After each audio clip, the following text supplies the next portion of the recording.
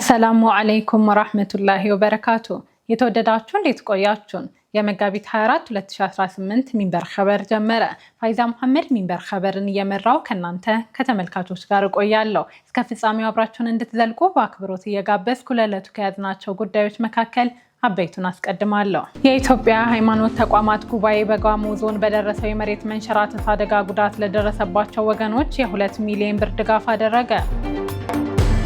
ብሔራዊ ባንክ በርካታ አገልግሎት ሰጪዎች ከተሰጣቸው የስራ ፍቃድ ውጪ በህገወጥ ተግባራት ላይ መሰማራታቸውን ደርሼበታለሁ አለ።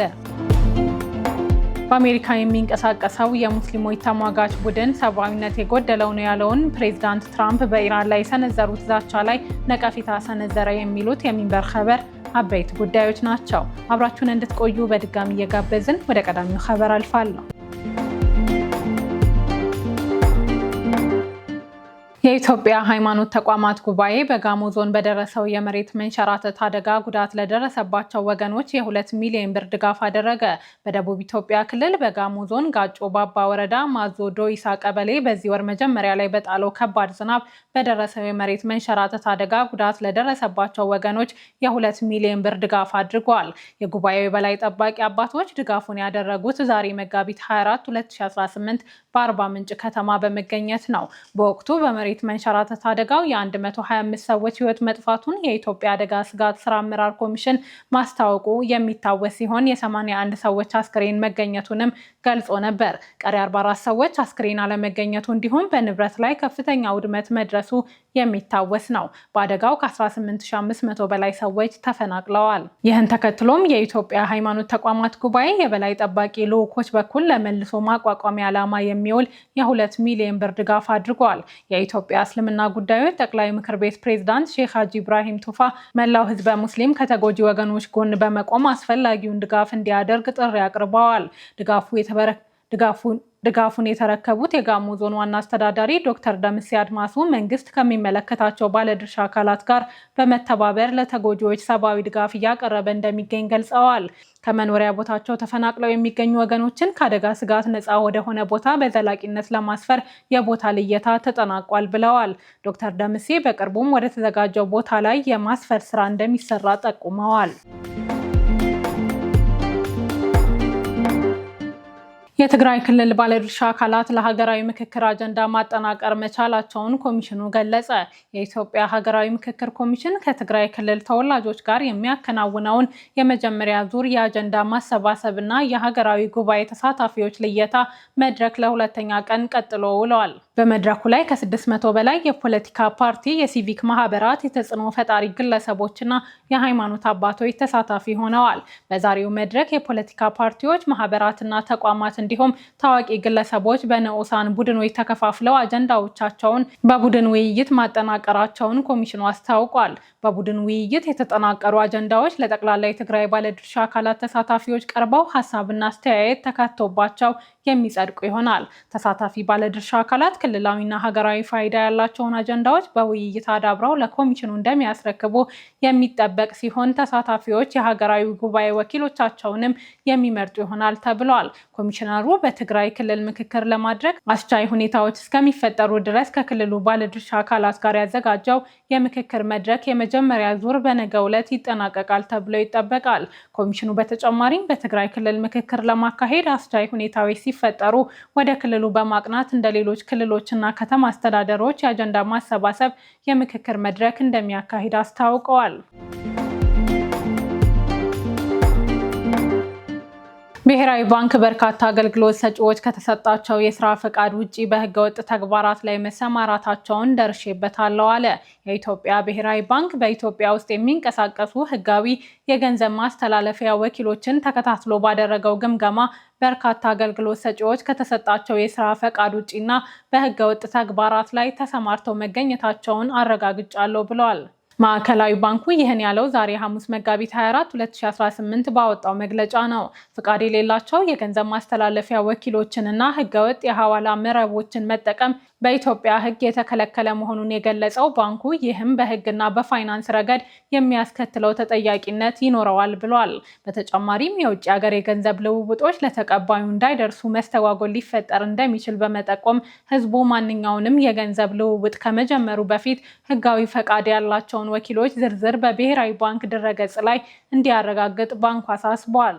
የኢትዮጵያ ብሔራዊ ባንክ በተሰጠው ሕጋዊ ስልጣን መሰረት ፍቃድ በሌላቸው ድርጅቶች ላይ እንዲሁም በሕገወጥ መንገድ ገንዘብ በሚልኩ ወይም በሚቀበሉ ግለሰቦች ላይ አስተዳደራዊና ሕጋዊ እርምጃዎችን እየወሰደ እንደሚገኝም አስታውቋል። የአገልግሎት መቆራረጥን፣ የገንዘብ ኪሳራንና ሕጋዊ ተጠያቂነትን ለማስቀረት እንዲሁም የተቀባዮችን የባንክ ሂሳብ ደህንነት ለመጠበቅ ወደ ኢትዮጵያ ገንዘብ የሚልኩ ግለሰቦችም ሆኑ ተቋማት በኢትዮጵያ ብሔራዊ ባንክ እውቅና የተሰጣቸውን የገንዘብ ማስተላለፊያ ወኪሎችን ብቻ እንዲጠቀሙ ባንኩ በጥብቅ አሳስቧል። ቴምር ፕሮፐርቲስ ዓለምን በቤቶ ይዙሩ የተሰኘ ደንበኞች ከኢትዮጵያ አየር መንገድ ልዩ ስጦታዎች የሚያገኙበትን ስምምነት ተፈራረመ። አሚናት መሐመድ ተጨማሪ አላት። በመኖሪያ ቤትና የንግድ ማዕከላት ግንባታ ላይ የሚንቀሳቀሰው ቴምር ፕሮፐርቲስ ቤት የሚገዙ ደንበኞቹ ከኢትዮጵያ አየር መንገድ ልዩ ስጦታዎች የሚያገኙበትን የጋራ ስምምነት በዛሬው ዕለት ተፈራርሟል። ዓለምን በቤቶ ይዙሩ የተሰኘውን ደንበኞቹን ተጠቃሚ የሚያደርግ ስምምነት በተመለከተ የሁለቱ ተቋማት ተወካዮች ይፋዊ መግለጫ ሰጥተዋል። በመግለጫው ላይ የተናገሩት የቴምር ፕሮፐርቲስ የኮሌክሽንና ድህረ ሽያጭ ክፍል ኃላፊ አቶ አህመድ ነስሩ ድርጅታቸው ደንበኞችን ይዞ መጓዝ ስለሚፈልግ ከዚህ ቀደም በተመሳሳይ ሽልማቶችን ሲያበረክት መቆየቱን በመጥቀስ አሁን ይዞት የመጣው ስጦታም ይህን የሚያስቀጥል ነው ብለዋል። ቴምር ለገዙት ደንበኞች ከዚህ ቀደምም እናንተም ሚዲያ ላይ ዊትነስ እንዳረጋችሁት ደንበኞቹን ሁሌም ይዞ ነው መጓዝ የሚፈልገውና የሽልማት ፕሮግራሞችን አዘጋጅቶ ከዚህ በፊት 2 አውቶሞቢሎችን ሸልሟል። እንዲሁም ለጥቂት ከስተመሮቻችን ደግሞ ግምታቸው 1 ሚሊዮን ብር እና ከዛ በላይ የሚያወጣ የፊኒሺንግ ስራዎችን ሸልሟል።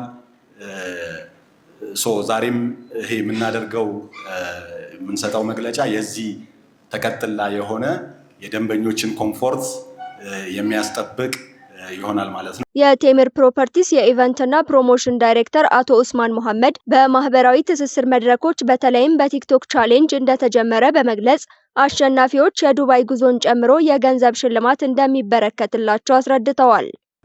ዓለምን የመጀመሪያ አሸናፊ የሚሆነው ያው ቀረብ ያለችን የግንባታ የሪል ስቴት ምሳሌያችን ወደ ሆነችው ወደ ዱባይ እንሸኛለን።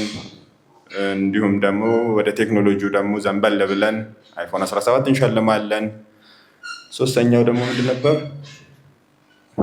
ቀረብ ያለ ደግሞ 100,000 ብር እንሸልማለን። የኢትዮጵያ አየር መንገድ የከስተመር ሎያሊቲ ዲፓርትመንት ማናጀር አቶ ሰለሞን መኮንን በበኩላቸው በኢትዮጵያ አየር መንገድ ግሩፕ ተደጋጋሚ በረራ ለሚያደርጉ ደንበኞች የሚሰጥ የማበረታቻ ፕሮግራም በተመለከተ ማብራሪያ ሰጥተዋል። ከቴምር ፕሮፐርቲስ ጋር በተደረገው ስምምነት መሰረት ከ50 በመቶ በታች ክፍያ ለሚፈጽሙ ደንበኞች በ$1 ክፍያ ከኢትዮጵያ አየር መንገድ 2.5 ማይልስ ሲያገኙ ከግማሽ በላይ ለከፈሉ ደግሞ በዶላር የ3.5 ማይልስ ሽልማት እንደሚያገኙ ተናግረዋል። ማበረታቻው እንደ ክፍያ ሁኔታ ደረጃ ሲኖረው ከብሉ ወደ ሲልቨር፣ ከሲልቨር ወደ ጎልድ አሊያም ከብሉ ወደ ጎልድ ማሳደግ ይችላሉ ተብሏል። እንግዲህ ከቴምር ጋር በገባነው መሰረት አንድ መንገደኛ ወይም አንድ የኛ ከስተመር ከአንድ ፕሮፐርቲ ከቴምር ጋር ሲገዛ ቅድም እንደተነገረው ቦነስ ማይል ያገኛል። ያ እንግዲህ እስከ 50% የሚገዛው በ2.5 በእያንዳንዱ ዶላር እዚህ የተጠቀሰው ፊክስድ ስለሆነ ነው። ኢኩቫለንት የሚከፈለው በብር ነው። ግን $1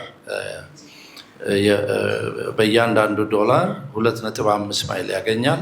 ከዛ በላይ ከ50% በላይ ደግሞ የሚከፍሉት የፕሮፐርቲውን ዋጋ 3.5 ማይል ያገኛል። ከኢትዮጵያ አየር መንገድ ጋር ስምምነት የተፈራረመው ቴምር ፕሮፐርቲስ ከ2008 ጀምሮ በሪል ስቴት ዘርፍ ላይ ተሰማርቶ የቤት ፍላጎትን ለማሟላት እየሰራ የሚገኝ ድርጅት ነው። የተወደዳችሁ አሁን የምትከታተላችሁ የምትገኙት ሚንበር ኸበርን ነው። አብራችሁን ስላላችሁ ደስ ይለናል። ለሚንበር ኸበር ጥቆማ ወይም አስተያየት ካላችሁ በአጭር የስልክ ቁጥር 9282 ላይ ብትልኩልን አጣርተን መልሰን ለእናንተው እናቀርባለን። የሚቀናችሁ ማህበራዊ ሚዲያ ከሆነ በሁሉም አማራጮች @ሚንበር ቲቪ ብላችሁ ብትፈልጉን ታገኙናላችሁ። ድረገጻችንን www.minbertv.com ብትጎበኙ ደግሞ አዳዲስ መረጃ ታገኛላችሁ። አሁን ደግሞ የዕለቱን አብይ ጉዳይ እናስታውሳችሁና እንመለስ። የኢትዮጵያ ሃይማኖት ተቋማት ጉባኤ በጋሞ ዞን በደረሰው የመሬት መንሸራተት አደጋ ጉዳት ለደረሰባቸው ወገኖች የ2 ሚሊዮን ብር ድጋፍ አደረገ። ከቆይታ በኋላ በአሜሪካ የሚንቀሳቀሰው የሙስሊሞች ተሟጋች ቡድን ሰብአዊነት የጎደለው ነው ያለውን ፕሬዝዳንት ትራምፕ በኢራን ላይ የሰነዘሩት ዛቻ ላይ ነቀፌታ ሰንዝሯል። እንመለስበታለን። ይጠብቁን። ጠፈርተኞችን ከ50 ዓመታት በኋላ ወደ ጨረቃ የሚወስደው አርቴሚስ 2 መንኮራኩር ወደ ውሃ መጠቀ። በጉጉት ሲጠበቅ የነበረው የአርቴሚስ 2 መንኮራኩር ወደ ህዋ መምጠቁ ታውቋል። ከፍሎሪዳ የተነሳው መንኮራኩሩ ለቀጣይ 24 ሰዓታት በምህዋር ዙሪያ ሲሽከረከር ቆይቶ ወደ ጨረቃ የሚጓዝ ይሆናል። የአርቴሚስ 2 ተልዕኮ የሰው ልጆችን ከአፖሎ 17 ወዲህ ወደ ጨረቃ መልሶ በመውሰድ ታሪካዊ ጉዞ ተብሏል። ቢቢሲ እንደዘገበው 4 የናሳ ጠፈርተኞችን የያዘው መንኮራኩር ከፍሎሪዳ ሲነሳ አሜሪካን ጨምሮ በተለያዩ ሀገራት በርካታ ሰዎች ተከታትለውታል። መንኮራኩሩ ከመነሳቱ አስቀድሞ የተወሰኑ የቴክኒክ ችግሮች ቢገጥሙትም በስተመጨረሻ ከመሬት መነሳት ችሏል። ናሳ ጠፈርተኞቹ ደህና ናቸው፣ ጥሩ መንፈስ ላይ ይገኛሉ ሲል አስታውቋል። በ10 ቀናት ቆይታቸው ጨረቃ ላይ ባያርፉም ጨረቃን ይዞራሉ የተባለ ሲሆን ከዚህ ቀደም የትኛውም የሰው ልጅ ከምድር ርቆ ከሄደበት ርቀት በላይ ይጓዛሉ። ከ50 ዓመታት በፊት በአፖሎ 17 ጠፈርተኞች ወደ ጨረቃ ሲጓዙ ከነበረው አንጻር አርቴሚስ 2 የተለየ መሆኑን ባለሙያዎች ተናግረዋል። በአርቴሚስ 2 የመንኮራኩር መጸዳጃ ቤት አገልግሎት ለመስጠት አስቸግሮ ቢቆይም ማስተካከል እንደተቻለ ናሳ አስታውቋል። የአርቴሚስ ተልዕኮ የረዥም ጊዜ እቅድ ጠፈርተኞች ጨረቃን ከተሽከረከሩ በኋላ እዚያው አርፈው እንዲቆዩ ማድረግ ነው። ጨረቃ ላይ የጠፈር ተመራማሪዎች ለወራት እንዲቆዩ ማስቻል ከዚህ ቀደም አልተሞከረም ነበር። አቧራማና አየር አልባ በሆነችው ጨረቃ ላይ ለመቆየት ከቴክኒክ ብቃት ባሻገር ትዕግስት እንደሚያስፈልግ ባለሙያዎች ይናገራሉ። ጠፈርተኞቹ በቀጣይ 24 ሰዓታት ውስጥ መሬትን 2 ጊዜ ይዞራሉ። መንኮራኩሩ ውስጥ ሳሉ የጨረቃ ግርዶች መመልከት ይችላሉ። በህዋ አሰሳ በዋነኝነት አሜሪካ፣ ቻይና፣ ሩሲያ፣ ህንድና ሌሎችም ሀገራት ፉክክር ያደርጋሉ።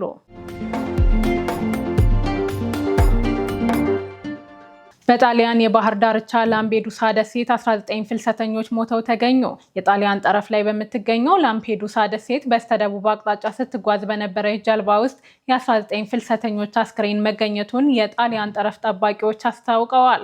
የጠረፍ ጠባቂዎቹ ቃል አቀባይ በአየር ተሞልታ በምትጓዝ አነስተኛ ጀልባ ውስጥ ሲጓዙ ከነበሩት ፍልሰተኞች 58ቱን በህይወት ማዳን ተችሏል ሲሉ ለአዣንስ ፍራንስ ፕሬስ የዜና ወኪል ተናግረዋል። ለ19 ስደተኞች ህልፈት ምክንያት የሆነው አደጋ የተከሰተው ከጣሊያን ጠረፍ በስተደቡብ አካባቢ ከምትገኘዋ ላምፔዱሳ ደሴት 58 ኪሎ ሜትር ርቀት ላይ ነው። የሟቾቹ አስክሬን የተገኘው የጣሊያን ጠረፍ ጠባቂዎች ከሊቢያ የባህር ዳርቻ ባለስልጣናት ጋር በመሆን የአየር ሁኔታቸው አደገኛ የአየር ሁኔታ በሚስተዋልባቸው አካባቢዎች ማክሰኞ ሌሊት ቅኝት ሲያደርጉ በነበረበት ወቅት መሆኑን ቃል አቀባዩ ገልጸዋል። ቃል አቀባዩ ከሊቢያ የተመለሱ ሳይሆኑ አይቀርም ያሏቸው ፍልሰተኞች ህይወት ያለፈበትን ምክንያት በተጨናነቀ ሁኔታ ሲጓዙ በተፈጠረ ሙቀት ሊሆን ይችላል በሚል ግምታቸውን አስቀምጠዋል። ትክክለኛውን የሞት መንስኤ ምን እንደሆነ ግን ማጣራት ያስፈልጋል ብለዋል። አደጋው በተፈጠረበት አካባቢ ከ6 እስከ 7 ሜትር ከፍታ ያለው ማዕበል ተነስቶ እንደነበር መመልከት ችለናል ሲሉ የሁኔታውን አደገኝነት አስረድተዋል። ከ10 ሰዓት ጉዞ በኋላ ላምፔዱሳ ደሴት የደረሱት በህይወት የተረፉ ሰዎች በአካባቢው በሚገኙ የጤና ተቋማት ሕክምና እየተደረገላቸው መሆኑን ተጠቁሟል። ላምፔዱሳ ከሰሜን አፍሪካ ተነስተው የሜዲትራኒያን ባህርን ለማቋረጥ ለሚመጡ ፍልሰተኞች ቁልፍ የማረፊያ ቦታ ሲሆን በዚህ አደገኛ በሚባል ስፍራ በርካታ ስደተኞች ወደ አውሮፓና የተለያዩ የአረብ ሀገራት ለመሻገር ጥረት በሚያደርጉበት ወቅት ህይወታቸውን እንደሚያወጡ ዘገባዎች ጠቁመዋል። እስራኤል ያጸደቀችውን በፍልስጤማውያን ላይ የሞት ቅጣት የሚደነግገው ህግ ከዌስት ባንክ ነዋሪዎች ተቃውሞ ገጠመው። በእስራኤል በወረራ በተያዘ ዌስት ባንክ አካባቢ በሚኖሩ ፍልስጤማውያን ላይ የሞት ቅጣት የሚደነግገውን ህግ በመቃወም አድማ ማድረጋቸው ተሰምተዋል። የታሳሪዎች ቤተሰቦች አድማውን ለመቀላቀል ቃል ገብተዋል ተብሏል። የሰብአዊ መብት ቡድኖችና በርካታ ሀገራት ደግሞ ህጉን በማውገዝ ለፍልስጤማውያን ያላቸውን አጋርነት እያሳዩ መሆኑ ተገልጿል። ረቂቅ ህጉን ከተቃወሙት መካከል የፍልስጤም የፍልስጤም ግዛት ባለስልጣን ይገኝበታል። በፍልስጤም ግዛት ባለስልጣን ፕሬዝዳንት መህሙድ አባስ የሚመራው ፍትህ በመባል የሚጠራው ንቅናቄ ህጉን በፍልስጤማውያን ላይ የታወጀ አደገኛ የሞት ማዕበል ሲል ገልጿል። ሁሉም ፍልስጤማውያን በአንድነት የእምቢተኝነት ምላሽ እንዲሰጡ ቡድኑ ጥሪ አቅርቧል። ይህ የወንጀል ህግ የህዝባችንን ጽናትና ፍላጎት እንዲሁም የእስረኞቻችንን ቆራጥነት አይሰብራውም፣ ይልቁንም ፍልስጤማውያን ለነጻነታቸውና ለህጋዊ መብቶቻቸው የሚደረገውን ትግል ለመቀጠል ያላቸውን ቁርጠኝነት ያጠናክራል ሲል በመግለጫው አስታውቋል። የተባበሩት መንግስታት የሰብአዊ መብቶች ከፍተኛ ኮሚሽነር በበኩላቸው የእስራኤል አዲሱ ረቂቅ ህግ የጦርነት ወንጀል ሊሆን እንደሚችል አስጠንቅቀው እስራኤል ህጉን እንድትሽር ጠይቀዋል። ተሰናባቹ የአረብ ሊግ ዋና ጸሐፊ አህመድ አቡል ገይት ባወጡት መግለጫ ህጉ ከዓለም አቀፍ የሰብአዊነት ህግ መሰረታዊ መርሆች ጋር የሚጋጭ የፍትህ መስፈርቶችን በግልጽ የሚያዳክም በፍልስጤማውያን ላይ ግልጽ የሆነ መድሎ የሚያስፋፋና የአፓርታይድ አሳፋሪ መገለጫ ነው ሲሉ ኮንነዋል። ዓለም አቀፉ ማህበረሰብ በእስራኤል ላይ እርምጃ ለመውሰድ አለመቻሉ እጅግ አሳፋሪ ነው ብለዋል። በተመሳሳይ የእስራኤልን አዲሱን ረቂቅ ህግ በመቃወም በሶሪያ የተቃውሞ ሰልፍ ተካሂደዋል። ደማስቆን ጨምሮ ሰልፉ ከተካሄደባቸው ከተሞች መካከል ዳራ፣ አሌፖና ኢድሊብ እንደሚገኙበት አናዶሉ ዘግቧል። እስራኤል በፍልስጤማውያን ላይ ያጸደቀችው የሞት ረቂቅ ህግ በአየርላንድ፣ ኔዘርላንድስ፣ ግብጽ፣ ጆርዳን፣ ጀርመን፣ ፈረንሳይ፣ ጣሊያን፣ ዩናይትድ ኪንግደም፣ ካናዳ እና ስሎቬኒያን ጨምሮ ከበርካታ ሀገራትና የሰብአዊ መብት ድርጅቶች ትችትና ውግዘት አስተናግዷል። በአሜሪካ የሚንቀሳቀሰው የሙስሊሞች ተሟጋች ቡድን ሰብአዊነት የጎደለው ነው ያለው የትራምፕ ዛቻ ላይ ነቀፌታ ሰነዘረ። አህመድ አብዱራህማን ዝርዝር አለው። በአሜሪካ የሚንቀሳቀሰው ዘ ካውንስል ኦን አሜሪካን ሪሌሽንስ የሀገሪቱ ፕሬዝዳንት ዶናልድ ትራምፕ ኢራንን ወደ ድንጋይ ዘመን መልሳታለሁ በማለት የሰነዘሩትን ማስጠንቀቂያ በጽኑ ነቅፏል። ቡድኑ ባወጣው መግለጫ የፕሬዝዳንቱ ንግግር ጸረ ሙስሊም፣ ዘረኛና ሰብአዊነትን የሚያሳጣ ነው ብሎታል። ተመሳሳይ ይዘት ያላቸው ቀስቃሽ ንግግሮች በአሜሪካ በሚኖሩ ሙስሊም ማህበረሰቦች ላይ የጥላቻ ጥቃቶችንና የእስልምና ጥላቻን ሊያባብሱ እንደሚችሉ ስጋቱን በመግለጽም አስተዳደሩ ከእንዲህ አይነት አደገኛ ንግግሮች እንዲቆጠብ አሳስበዋል። ዘ ካውንስል ኦን አሜሪካን ሪሌሽንስ የትራምፕ አስተዳደር እስራኤል ሀገሪቱን ያለ አሜሪካ ሕዝብ ፍላጎት ህገወጥ የሆነ የወረራ ጦርነት ውስጥ እንድትጎትተን ፈቅዶላታል ሲል ወቀሳ ሰንዝረዋል። የሀገሪቱ ኮንግረስ በሚቀጥለው ሳምንት ስራ ሲጀምር የጦርነት ስልጣን ውሳኔን እንዲያጸድቅና ለጦርነት የሚውል ተጨማሪ በጀትን እንዲያስቆም አሳስበዋል። ቡድኑ የጠቀሰው ውሳኔ የአሜሪካ ኮንግረስ ፕሬዝዳንቱ ያለ ፈቃድ ጦርነት የማወጅ ወይም ጦር የማዘዝ ስልጣናቸውን ለመገደብ እንደ አውሮፓውያን አቆጣጠር በ1973 ያጸደቀው የፌዴራል ህግ ነው። በተጨማሪም በመከላከያ ሚኒስትር ፒት ሄግሴስ ላይ በጦር ወንጀል በአፋጣኝ ምርመራ እንዲጀምር ጥሪ አቅርበዋል። ፕሬዚዳንት ዶናልድ ትራምፕ ጦርነቱ ከመጠናቀቁ በፊት በሚቀጥሉት 2 እና 3 ሳምንታት ውስጥ ኢራንን ወደ ድንጋይ ዘመን ለመመለስ ያነጣጠረ ከፍተኛ የቦምብ ድብደባ እንደሚቀጥል የገለጹት ትላንት ምሽት ባደረጉት ንግግር ነው። በዚሁ ንግግር አሜሪካ በኢራን ላይ ወታደራዊ እርምጃ የወሰደችው በቀጠናው ያሉ አጋሮቿን ለመደገፍ መሆኑን ይፋ አድርገዋል። ይህ መግለጫ እስራኤል ዋሽንግተን በቴህራን ላይ ጥቃት እንድትሰነዝር ለረዥም ጊዜ ስታደርግ የነበረውን ጥረት የሚያመላክት ነው ተብሏል። ፕሬዚዳንቱ በንግግራቸው አሜሪካ አሁን በኢነርጂ ዘርፍ ራሷን የቻለች መሆኗን ጠቅሰው ከመካከለኛው ምስራቅ ምንም የምንፈልገው ነገር የለም፣ ዘይታቸውንም አንፈልግም፣ እዚያ የምንገኘው አጋሮቻችንን ለመርዳት ብቻ ነው ብለዋል። በተጨማሪም በ32 ቀናት ውስጥ የተከናወነው ወታደራዊ ዘመቻ ፈጣንና ወሳኝ ውጤት ማምጣቱን የገለጹት ትራምፕ የጦርነቱ ዋና ዋና ስልታዊ ግቦች ወደ መጠናቀቅ መቃረባቸውን ገልጸዋል። ትራምፕ ይህን የተናገሩት ኢራን ዩናይትድ ስቴትስን የተኩስ አቁም ጠይቃለች ካሉ ከጥቂት ሰዓታት በኋላ ነው። ነገር ግን እርሳቸው ጥያቄውን የሚቀበሉት የሆርሙዝ መተላለፊያን ኢራን ከከፈተች ብቻ መሆኑን ገልጸው ነበር።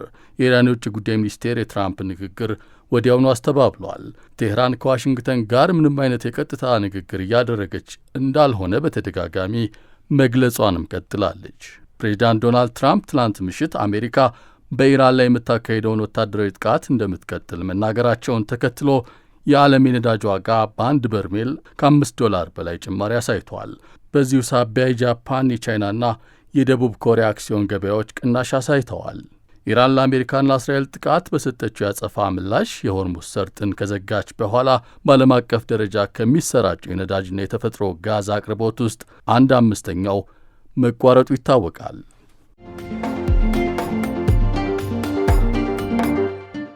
ውድ ተመልካቾች ለዛሬ ያዘጋጀነው የሚንበር ኸበር በዚሁ ተጠናቀቀ።